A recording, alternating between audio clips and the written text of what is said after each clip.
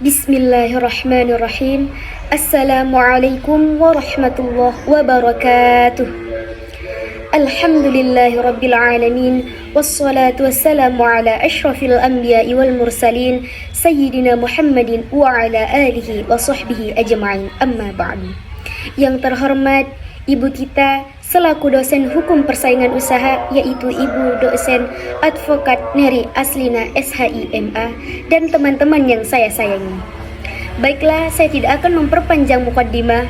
Langsung saja, saya di sini ingin menyelesaikan tugas akhir saya dengan menjelaskan suatu materi yang berjudul Rasulullah sebagai pelaku bisnis. Baiklah, di slide pertama adalah judul, yaitu Muhammad SAW sebagai pelaku bisnis. Slide yang kedua adalah di era transformasi dan globalisasi ekonomi dunia yang membutuhkan efisiensi, transparansi, persaingan yang sehat, kredibilitas, dan memelihara relasi melalui layanan yang manusiawi.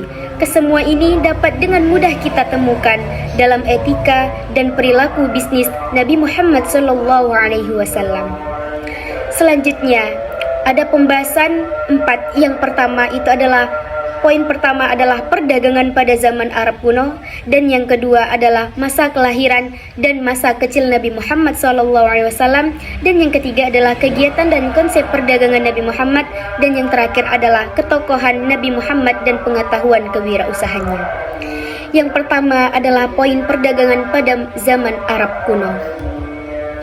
Tidak tepatnya pemegang kekuasaan sentral mendorong setiap suku untuk bertanggung jawab, menjaga keselamatan sendiri, sehingga tidak ada jaminan akan terbentuknya suatu kedamaian dan keamanan wilayah itu, akan terbentuknya suatu kedamaian dan keamanan wilayah itu. Selanjutnya adalah kondisi wilayah bangsa Arab yang sering tandus, padang pasir, pegunungan penuh dengan bebatuan yang terkenal dalam sejarah. Situasi seperti ini memberikan spiritual yang kuat untuk melangsungkan kehidupan dengan jalan yang berdagang. Kaum Quraisy merupakan suku Arab yang paling berpengaruh dan terhormat, merupakan suku Nabi Muhammad berasal. Atas eksistisinya sebagai penjaga Ka'bah, tempat suci mereka paling tidak mendapatkan keuntungan, yaitu yang pertama adalah pengaruh kuat atau suku-suku lainnya, dan yang kedua adalah posisi sentral.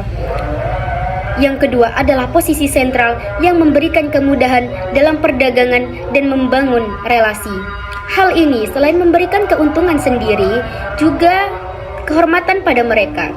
Dan yang ketiga adalah wilayah bangsa Arab berdasarkan adat kebiasaan merupakan bangsa yang bebas dari peperangan dan permusuhan individu, yang menyebabkan posisi mereka terjamin, tidak ada rasa takut dan terhindar dari mara bahaya. Selanjutnya, dalam menjalankan usaha dagang mereka mengatur strategi perdagangan dengan cara mengutus kafilah dagang ke utara, yaitu adalah Syria, Iran, dan Irak. Pada musim panas dan daerah selatan, yaitu adalah Yaman dan Ethiopia. Pada musim dingin tanpa memiliki rasa takut akan bahaya. Selanjutnya, dalam mengembangkan usaha dagangnya, dibentuk aneka jenis organisasi usaha kerja serta menambah wawasan dagang akibat terjadinya kontak dengan negara lain. Usaha kekayaan dan kemakmuran di Mekah menjadi pusat perdagangan yang paling penting di semenanjung Arab. Pada masa ini, perdagangan telah mencapai kejayaan, dan Nabi Muhammad SAW mendapatkan dampak yang sangat besar darinya ketika memulai karirnya sebagai seorang pedagang. Poin yang kedua adalah masa kelahiran dan masa kecil Nabi Muhammad.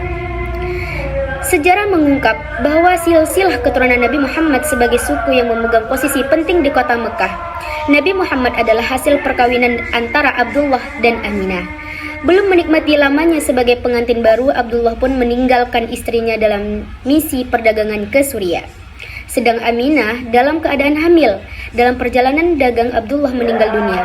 Selang beberapa bulan setelah meninggalnya, Nabi Muhammad SAW dilahirkan. Kisah masa kecil ini Nabi Muhammad dimulai sewaktu diasuh Halimah As-Sa'diyah. Bersama anak-anak Halimah, Nabi Muhammad yang saat itu berusia 4 tahun mulai mengembala kambing. Kemudian asuhan berpindah ke kakeknya, yaitu Abdul Muthalib. Namun beberapa tahun saja bersama. Karena kakeknya meninggal dunia. Kemudian ia tinggal bersama pamannya, yaitu Abu Thalib, yang berprofesi sebagai pedagang sebagaimana kebanyakan pemimpin Quraisy lainnya. Kondisi seperti ini didukung oleh wilayah yang mana berdagang merupakan pendapatan utama penduduk Mekah. Selanjutnya Nabi Muhammad bekerja sebagai seorang pengembala untuk beberapa kambing milik suku Quraisy dan diberi upah atas pekerjaan ini. Nabi Muhammad SAW ketika kecil berusaha mengurangi beban pamannya dengan menerima gaji untuk memelihara kambing orang selain merawat dirinya sendiri. Unik ya teman-teman. Selanjutnya adalah Nabi Muhammad memulai karir perjalanan dagangnya ketika ia berusia 12 tahun. Ketika pertama kali melakukan perjalanan dagang ke Syria bersama pamannya. Kebetulan Abu Thalib ibnu Abdul Muthalib telah merencanakan melakukan perjalanan bersama kelompok perdagangan dalam ekspedisi dagang ke Syria.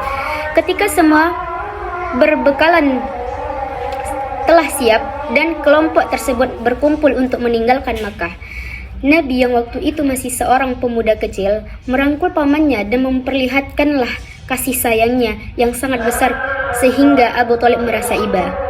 Selanjutnya, Nabi Muhammad diajak dalam perjalanan perdagangan tersebut. Ia melakukan perjalanan ke Syam bersama pamannya Abu Thalib. Ia juga mengunjungi pasar-pasar dan festival perdagangan seperti pasar Ukas, Majinnah, Dzul, Majas, dan tempat lainnya. Gelar Al-Amin bagi dirinya yang waktu itu ia masih muda, semakin menambah para pembisnis lain untuk membangun jaringan bersamanya. Selanjutnya, dalam perjalanan Nabi Muhammad SAW bersama pamannya, ia mendapatkan kesan dan pengaruh dalam jiwanya. Muhammad tumbuh dewasa di bawah asuhan Abu Thalib dan harus belajar mengenai bisnis perdagangan dari pamannya.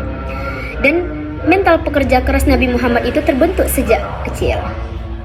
Poin yang ketiga adalah kegiatan dan konsep perdagangan Nabi Muhammad SAW. Seiring dengan usianya semakin dewasa, Nabi Muhammad SAW semakin giat berdagang, baik dengan modal sendiri ataupun bermitra dengan orang lain. Kemitraan baik dengan sistem mudharabah atau musyarakah dapat dianggap cukup populer pada masyarakat Arab saat itu. Beliau tidak pernah bertengkar dengan pelanggannya. Semua yang berhubungan dengan beliau selalu merasa senang, puas, yakin, percaya, dan mendapatkan kejujuran Muhammad SAW. Selanjutnya, salah satu mitra bisnisnya adalah Siti Khadijah radhiyallahu anhu, seorang wanita pengusaha yang cukup disegani di Mekah, yang akhirnya menjadi istri beliau. Berkali-kali Muhammad terlibat urusan dagang ke luar negeri, yaitu Syam, Syria, Yaman, dan lain-lain.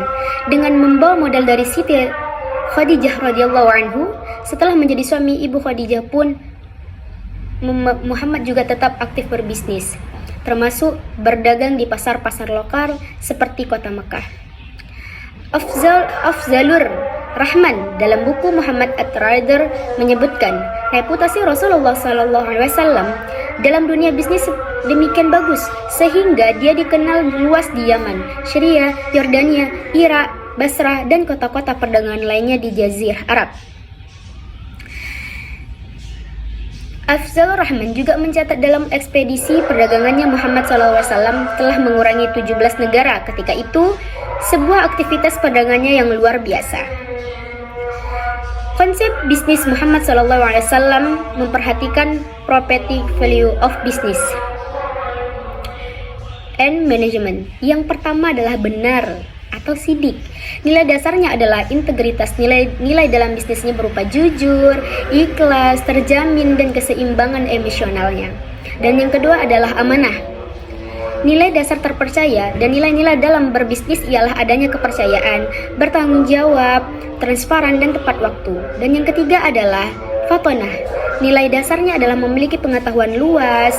Nilai-nilai dalam bisnis ialah memiliki visi, pemimpin yang cerdas, sadar produk dan jasa, serta belajar berkelanjutan. Dan yang keempat adalah tablik. Nilai dasarnya ialah komunikatif dan nilai bisnisnya ialah supel penjual yang cerdas. Deskripsi tugas, delegasi wewenang kerja tim, koordinasi, mempunyai kendali dan supervisi. Kesimpulannya adalah usia 4-12 tahun mengembala, usia 12 tahun ikut berdagang ke negeri Syam dengan rombongan pamannya Abu Thalib. Usia 25 tahun menjadi pengelola perdagangan Siti Khadijah radhiyallahu anhu yang berangkat ke negeri Syam. Usia 40 hingga 63 menjadi Rasul.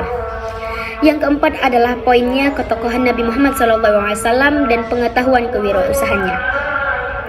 Faktor-faktor apa saja sih yang mendorong Nabi Muhammad menjadi pembisnis dan sukses dalam menggelutinya? Siapakah yang membimbingnya? Sementara ia belum menjadi nabi yang menerima wahyu dan pembimbingnya, sementara juga Al-Quran sebagai wahyu yang selalu membimbing Muhammad baru turun ketika ia berusia 40 tahun. Artinya, selama kurang lebih 39 tahun, Nabi Muhammad belajar dari keluarga dan lingkungannya. Setelah ia menjadi Rasul, sebagai pengalamannya dituangkan dalam sabdanya yang disebut dengan hadis. Ada beberapa pesan Rasulullah dalam pengetahuan tentang bisnis, antara lain.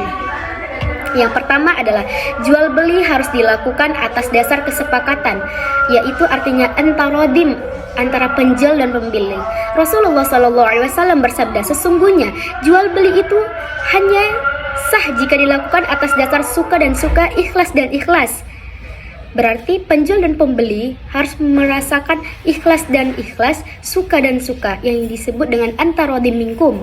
Dan yang kedua adalah tidak ada unsur penipuan atau gharar. Dari Abu Hurairah bahwa Nabi SAW melarang jual hasah dan jual beli gharar, yaitu yang belum jelas harganya, barangnya, dan tempatnya. Yang ketiga adalah barang menjadi objek transaksi harus suci.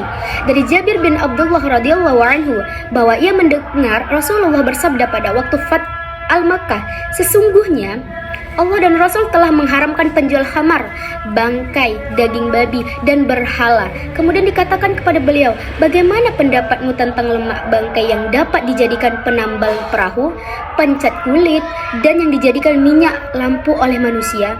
Beliau menjawab, tidak boleh, hukumnya tetap haram. Kemudian Rasulullah SAW bersabda lagi, sesungguhnya Allah telah mengharamkan kepada orang-orang Yahudi lemak bangkai. Mereka mengelola lemak-lemak tersebut kemudian menjual dan memakan uangnya. Dan yang keempat adalah barang jelas posisi dan ukuran atau berat jumlah. Dari Abdullah bin Mas'ud berkata bahwa Rasulullah SAW bersabda, janganlah kalian membeli ikan dalam air karena ada padanya terkandung unsur penipuan. Dan yang kelima adalah barang yang dijual merupakan hak milik.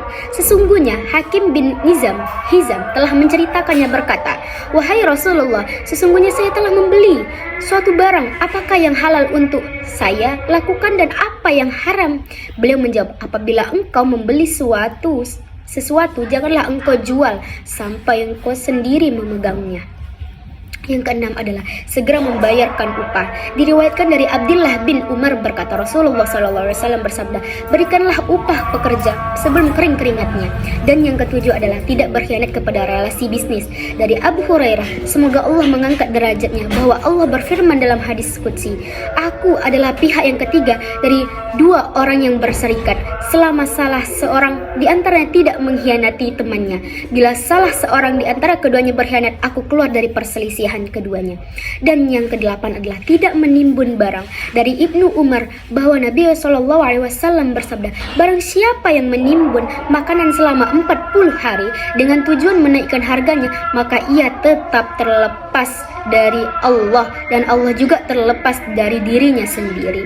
Dan yang kesembilan adalah jika melakukan transaksi ribawi. Diriwayatkan dari Jabir, ia berkata Rasulullah mengutamakan pemakan riba, orang memberi pinjaman, orang yang mewakili atau orang yang utang, orang yang mencatatnya, dan orang yang menjadi saksinya. Dan ia berkata mereka semua sama saja hukumannya.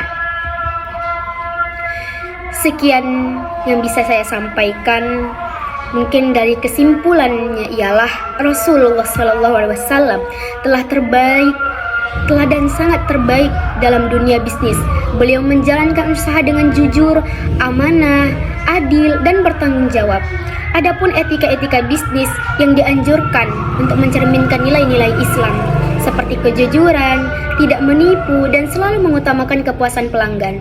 Sikap beliau pun membuatnya dipercaya dan sukses dalam berdagang, bahkan sebelum diangkat menjadi nabi. Sekian materi yang bisa saya sampaikan, kurang dan lebihnya saya mohon maaf. Yang benar datang dari Allah Subhanahu wa taala dan yang salah datang dari saya pribadi. Billahi taufik wal hidayah wa ridha wal inayah. Wassalamualaikum warahmatullahi wabarakatuh.